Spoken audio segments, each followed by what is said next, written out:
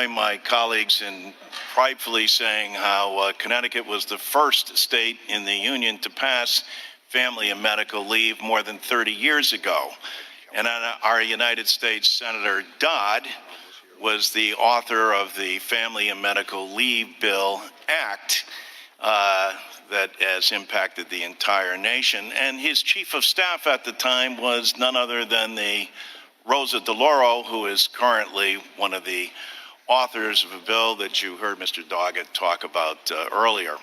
Also, we point with great pride, someone who was the engine behind it, the intellect behind it, was Dr. Edward Ziegler out of Yale.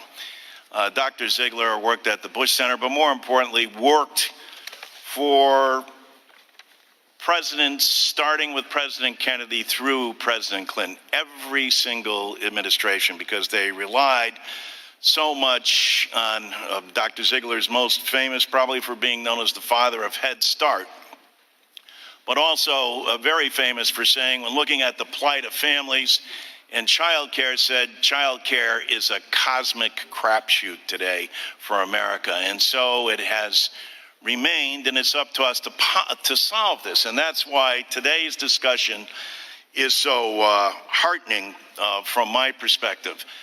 Ms. Gressler, I can't thank you enough as the chairman of the Social Security Subcommittee for your comments about how destructive and this intergenerational battle and conflict that we seem to be endlessly involved in, talk about robbing from Peter to pay Paul, robbing from one generation to pay for another. And so we have to strengthen that. But I couldn't help but also, in watching the body language between you and Ms. Levine, I was going to ask Ms. Levine, what would you say to Ms. Gressler about the initiative of flexibility?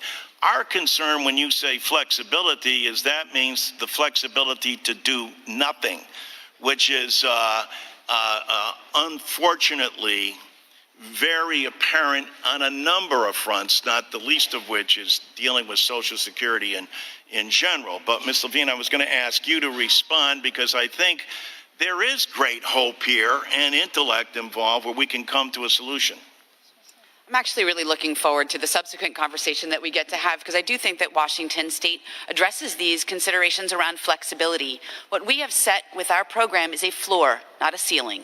Businesses are able to do more if they choose, but they do have to provide a minimum amount of support for those employees. It is a shared cost between the employer and the employee in terms of the investment in this, and it gives all workers, lower wage, middle income, or high wage workers, the ability to access this. And I appreciate the comment with regards to big businesses and the top employers in the United States making this available.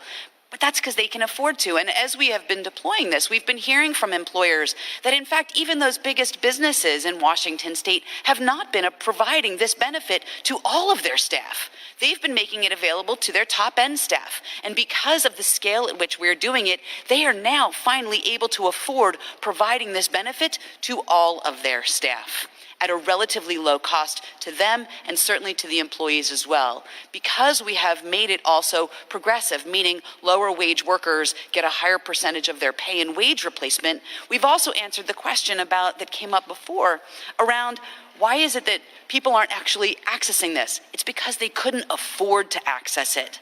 And so I would suggest that there's an opportunity to have a dialogue and move forward and look at what Washington State is doing, because it does meet the needs both from a cost and a benefit standpoint for employers and for workers. And the flexibility, again, that you offer to the small businessmen, you said that in Washington State, is that something, Ms. Gressler, that you think you guys could work together on?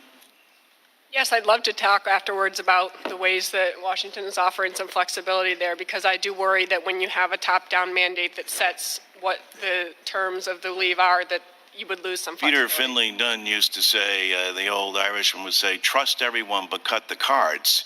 And the concern is that if you don't, or if you're not having a requirement, and though we would trust people to use that flexibility, what happens when they don't? And then what happens when people are left out?